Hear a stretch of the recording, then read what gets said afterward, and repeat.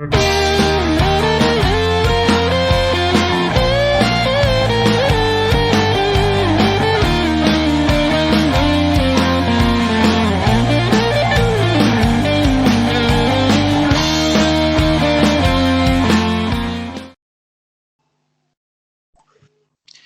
today on the podcast, I'm joined by a very special guest in my first series of looking at independent wrestlers around the world.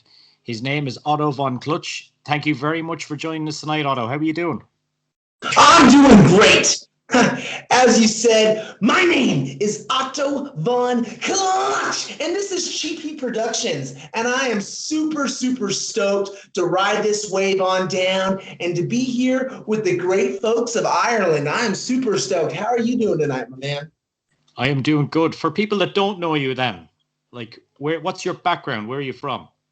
My background is I started wrestling. I mean, I've been a long-time wrestling fan my entire life, but started wrestling in 2014. I found a wrestling school in Burbank, California. Well, to be correct, it was Sun Valley, California. And training with Knox Pro Entertainment, Knox Pro Academy, which is at the time was run with Gangrel, Rikishi, and Black Pearl. Also, there would be another guest coach a lot of times, Sinn, Bodhi.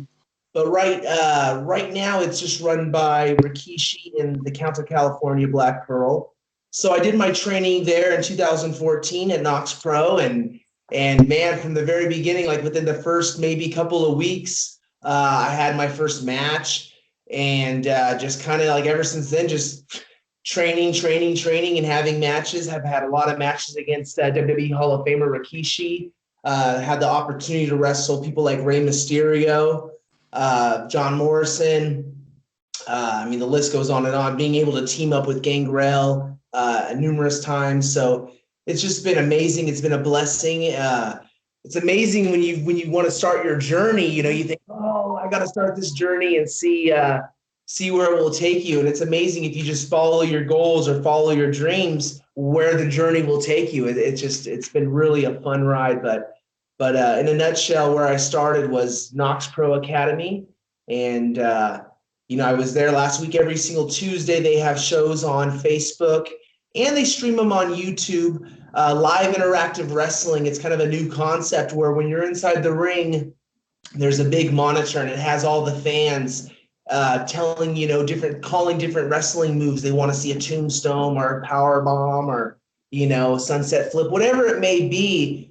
You got to interact with the audience that way. It's a new concept that they're doing. And so it was a lot of fun. Did that a couple of weeks ago, but you can catch that every Tuesday. And man, it's just a lot of fun. Before you got into the wrestling, I was reading online that you had a surfing background. Could you talk to us a bit about that? Oh, yeah. I mean, I've been surfing my entire life, doing a lot of surf contests when I was young. Grew up in Huntington Beach, went down to Baja, Mexico a lot of times, would surf down there, just doing a lot of different contests. I was getting very, very into the competitive surfing, and I could have actually probably gone a long way with it, but to be honest with you, my love was always professional wrestling. So I figured what no better way than to, follow my dream. Like I did everything I could in surfing. Like I could have gone on to the US Open, gone against guys like Kelly Slater and whatnot. And I still surf, but actually I relocated to Las Vegas, so I don't surf at the moment. There is a couple wave pools here, but I just, I focus everything on wrestling right now for the most part, and, my family and whatnot. But yeah, I mean, my surfing background, I love surfing, and it's great to be able to really just Otto Von Clutch is myself. It's just me turned up, it's a surfer. It's everything that I am. It's pretty laid out right there for you, plain and simple, bare bones. But yeah, I mean, I did a lot of contests. It was a lot of fun, and I find it being more satisfying. Wrestling is way, way more satisfying than doing surf contests. And right now it's crazy because like I don't want to be in the water right now. To me, the ocean is just so polluted in Southern California. The waters are actually quite dirty. It's pretty nasty stuff. So now I just wrestle. No more surfing for right now. I mean, I Occasionally, I'll maybe go down to Indonesia, or when things open back up, travel, go down to Baja again, do some surfing. But until then, just no surfing for right now. Exactly. But you seem to be in good hands with the wrestling and the training. What was it like being trained by guys like Gangrel and Rikishi? Because those guys have been everywhere and done everything. You must have learned so much from those guys. Yeah, it's not to quote something that Gangrel has said, but it really is like taking a pill, like the Matrix, and seeing a different side of things. Like, I mean, Rikishi has both Rikishi, Gangrel. I mean, the list goes on and on of people that have brilliant minds for this business. But I mean, really, Rikishi has a brilliant mind, and like he just explains things to you so well, tells you about things to look out for, gives you so many of his life lessons. They explain to you things that could happen, things that have happened to them, things to look out for. They really just teach you so much about. They teach you about the moves, no doubt, but then there's also like a huge other aspect to professional wrestling than just the moves. You know what I mean? Like, there's a whole bunch that goes into this, and they really just give you a good outlook on the whole business. And being trained by Rikishi, Gangrel, Sinn, Bodhi, Reno. I mean, there's so many other people too. Like, it's hard to just say that those are my trainers, because I feel like every night you go out, and especially right now, because for the past few years I've been going out on the independents, up and down the roads, working people that I never have worked before. These are guys that it's not like you've been in the ring a whole bunch. You don't know your dance partner. You go out there and you guys fill it out. Sometimes they want to be rough. You're going to be right rough back, hit it back to them. It just depends. Like, some people want to fight. Let's fight. If you want to play nice, let's play nice. So it really, going to a school like that, and I mean, right now there's a lot of opportunities here in America, and for people to be able to go to good schools. Goldust has his own school, Cody Rhodes, the Monster Factory, Nightmare Factory, Knox Pro, FSW, Snake Pit Pro. I mean, there's so many places right now here in America to go to wrestling school that it's endless. You know what I mean? Right now is a great time to get into the business, I feel, for people, just because it's like you get a lot of training time. If it's just it's wild. It's so wild. But being trained by those guys is like an experience like no other. I appreciate everything they've done for me and everything they've taught me. And I tell you what, it's like you go out and you do this yourself, and you learn so many things yourself. Like, you never ever stop learning. And there's many lessons that I've been taught, but the best lesson of them all is you just stay humble, and you never stop learning. Like, you really don't. Like, from being in the airport, from being on buses, from whatever it may be, you are always learning about the business. It's an awesome thing. And it's like that with anything you love. And that's what's great about doing this, is I love it. So it's like, when you love something, it's just that much better. So it's just great to be able to just keep learning. Like, even with this, it never ever stops. It just keeps going. And who was your influences in wrestling? Man, influences. There's so many. Like, it's hard to, like, if I could say like 10 on the top of my head, I'll give it to you right now. RVD, Rikishi, Stone Cold Steve Austin, Terry Funk. I mean, and I love some of the, like, Sable, Jacqueline. My goodness, Tori Wilson. I mean, there's just some of them just stand out. A lot of them. It's crazy because, like, with being like with Rikishi, like, per se, like, that's someone that you grew up idolizing, or you look up to, and then you meet your hero, and it's cool to be able to meet someone like that, and to be able to learn from someone like that, and from Gangrel. I mean, it's a blessing like no other. In 6 years, I don't know if I were to go somewhere else, if I would have went to some other wrestling school, who knows what would have happened. I mean, the opportunity, the access, and the exposure that I've received from Knox Pro has been, like, tremendous. And it's like that everywhere else I go to. When I've gone to HoodSlam in Oakland, California, or when I go to Devotion Championship Wrestling, or wherever I go, I feel like wrestling there's so much good out there that, it's a beautiful thing. And how has the pandemic, the COVID-19, affected your life in terms of wrestling? Are opportunities more limited, or is there more kind of access to doing things in America than there would be, say, anywhere else? Well, it's all about your opinion on things. You know what I mean? Like you could wrestle a lot right now if you want. I didn't wrestle from like March. My last match in 2020, or my last match kind of in 2020 was March 10th, I believe, or somewhere around there, March 13th. I don't know. Maybe it was like the first week of March. We did a show, and then the following week, the show got canceled. And then I didn't wrestle from March all the way until almost August. It was August. And then there was a couple guys online that guys that are, people that, how they say you can only count so many friends in the business. I mean, there's luckily I can count multiple hands. And that to me, I feel like I'm very honored for that. There's a lot of people in the business that I consider friends. And I've seen some of my close, friends or colleagues, doing stuff and just, putting things out there on social media saying that like, hey, the real pros are going to keep things going right now. We're going to keep on pushing. So I kind of got a fire lit into me like, hey, I got to start, wrestling again. Of course, everywhere I go, we get tested before we wrestle. We test afterwards. So it's been very safe. Thank the Lord. I haven't tested positive or anything like that. Everything has been very well. But since August, man, I tell you what, I did a show in Texas, and then it was just bam. After that, it just got fire again. Doing shows in Salt Lake City, sometimes multiple times a month. And you can catch those Devotion Championship Wrestling on Fite TV every Thursday. That's right, Ireland. You could even watch OTTO right there in Ireland on Fite TV. And so really, like, to me, it's been a blessing, to be honest with you, because being able to have a little time off, it's good. It's good to, like the old saying goes, you got to take a couple steps back to be able to, go forward. And definitely that has been the case, I feel like, because the body's been able to rest, been able to see some of my old footage and really just sit back and watch things and just see what we need to work on.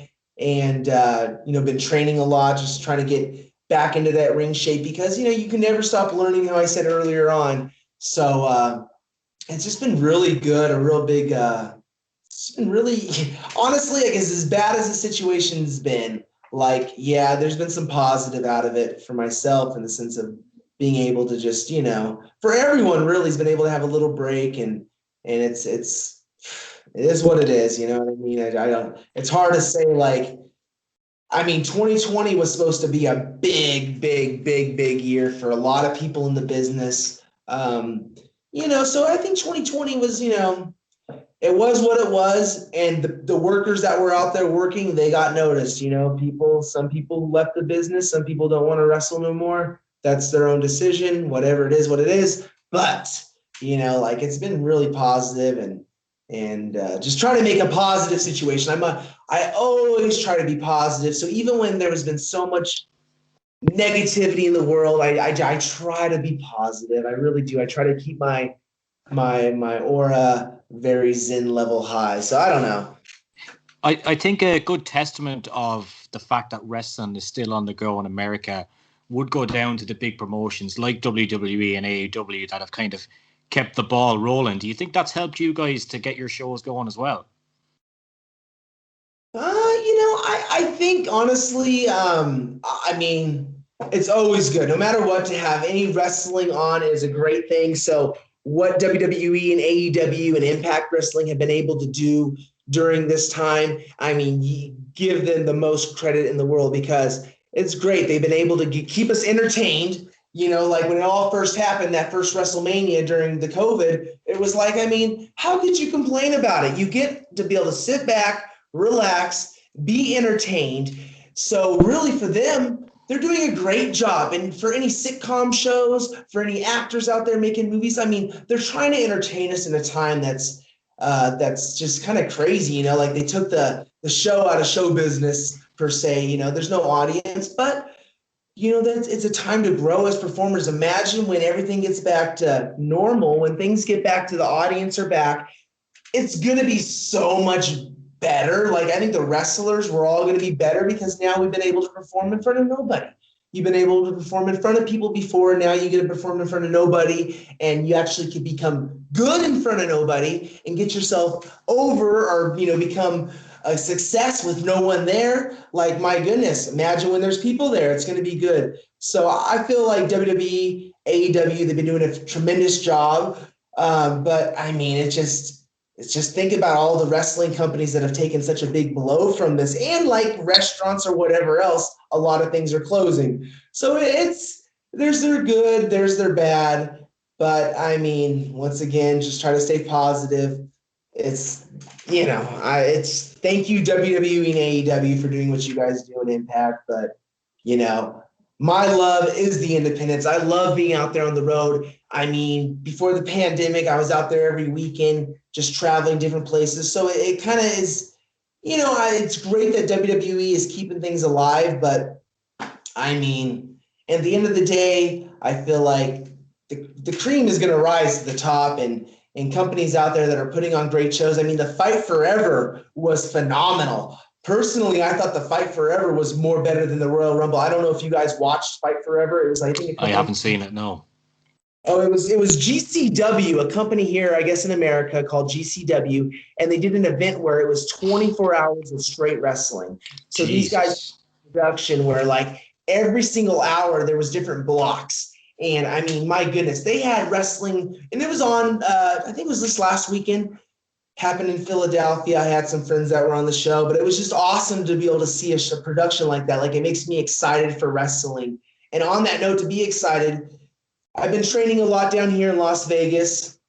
And I mean, there's some young wrestlers, some young kids that are like 12, 13-year-old. These kids are phenomenal athletes. I mean, wrestling, I think, is just going to get better and better and better. Like, the athleticism is there. It's just exciting. Like, to me, there's never been a better time to be a wrestling fan than now, because it's so interesting to see how things are done. And it makes me grateful to watch on the network, or watch on the FSW network, or whatever it may be, watching on different networks on Fite TV and just seeing past shows with the audience. Like, wow, like, oh yeah, that's how it was, like, okay, like, you got to remember, like, this is how it was. It's not going to be a whole bunch of monitors forever. So it's cool. Like, I feel blessed that I've been able to wrestle during this time, because to think about, if I wasn't able to wrestle during this time, during this pandemic, how much far behind I'm going to be, like, exactly, wow, yeah. There's all these other wrestlers and workers that are out there doing shows. Even though there's no one there, they're still getting better. Their ring rust is not going to be there. You know what I mean? Like, ring rust is a real thing. Like, you know what I mean? So it's just, I'm very blessed to be able to be trained by good trainers that taught me that during situations, you learn to adapt. You see it coming a mile away, and you learn to switch the play. If I had this play going on, if we're playing football and we got the ball, the soccer players out there, it's like all of a sudden things get switched up. I'm able to adapt. So being trained by legends and Hall of Famers, and being trained by people that are well seasoned in the business, I mean, it just opens up your third eye. And trust me, there's a lot of work I still have. That's why, it's just, you can never stop learning. Yeah. Where can the fans catch you on the internet? What's the best place, best promotions? And obviously you're on Fite TV a bit, if you want to talk about the promotions there. Yeah, on Fite TV, I did a show a while back with the Independent Wrestling Expo, Pel Pro Promotions, but Devotion Championship Wrestling, you can catch it on Fite TV right now. Also on the CW30 in Salt Lake City. But I mean, just really right now, you look up Otto Von Clutch on Instagram, Facebook, Twitter. That's where you can find me, find where I'll be at next. I'll be next weekend. We have a show in Salt Lake City. I'll be doing bar wrestling next Thursday. And then on Friday, I'll be doing Friday Night Fights on Twitch. And then we'll be doing our TV tapings for Devotion Championship Wrestling in Salt Lake City. So luckily, Salt Lake City, Texas have been those states where you can continue with wrestling. Really, the wrestling gods have blessed us with the state of Texas and the state of, there's a few places where you can still wrestle with people. Of course, everything is safe. Everyone's distant or whatever, but it's just been, it's just been a blessing. It's good to see that wrestling is still alive at that level in America as well, because we've got a few promotions over here and they haven't had a show since last March. It's really bad. Like we had some OTT wrestling, you've probably heard of it, Over the Top Wrestling. It's one of the biggest promotions in Europe now. They were on the trajectory, just going up and up and up and up, and then everything just stopped. Like we've had like great wrestlers over here, I know it. It really is just it's going good in America, but I know that there's other places in the world, like there's just a whole bunch of antholes, you know what I mean? And some antholes are bigger than other antholes, and I just feel like in 2022, 23 is going to be just really exciting for wrestling. Like it's exciting now, but I just think it's just going to continue to get better. The products are going to continue just to keep getting better and better and better. And the wrestlers are going to keep getting better and better and better. And just domino effect. It's just going to be good stuff. But sorry to hear that about Ireland. That's a real bummer that companies haven't been running since then. And I mean, that's the same thing though that's happening here. It's not all beautiful stuff. I mean, we have HoodSlam that was running in Oakland, California every Friday. The company that we would, or the building that we would wrestle in, the Oakland Opera Metro House, shut down. So now it's like, things are in the air for that. Like there's buildings that we used to perform in that aren't even there no more. So it's scary that, there's some good stuff going on here in America, but at the same time, it's like, wow, just thank goodness for AEW, thank goodness for Impact, thank goodness for WWE, NXT, for bringing product to keeping wrestling alive, because if they were shut down, oh my goodness, I mean, I don't know what we would do. We'd be watching backyard wrestling, I guess. I don't know. In terms of the future then, what are your goals for the future?